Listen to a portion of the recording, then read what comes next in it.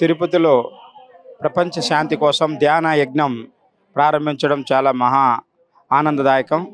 తిరుపతిలో ప్రజలే కాకుండా మన భారతదేశంలో ఉన్నటువంటి ప్రతి ఒక్కరు కూడా ధ్యానంలో చేస్తేనే కానీ మన భారతదేశ సనాతన విద్యలో గొప్పదైనటువంటి ధ్యానాన్ని మనకు ప్రసాదించినటువంటి పత్రిజీ మాస్టరు ఒక ఆశయం మనం అందరం కూడా నిర్వర్తించాల్సి ఉంటుంది.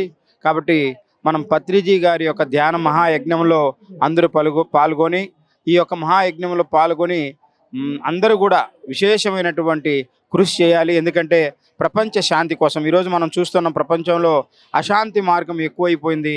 ఎక్కడ ఏం జరుగుతుందో, ఏ ఉపద్రవం వస్తుందో ఎవరికి తెలియని పరిస్థితుల్లో ఇది మనకు నివారణ కావాలంటే ఖచ్చితంగా ఈ పత్రిజీ గారు మనకు ఇచ్చినటువంటి గొప్ప ధ్యాన మహాయజ్ఞాన్ని జయప్రదం చేయాల్సిన అవసరం మనకు ఎంతైనా ఉంది. మా తిరుపతిలో ఈ కార్యక్రమం నిర్వహించడం మా అదృష్టంగా మేము భావిస్తున్నాం.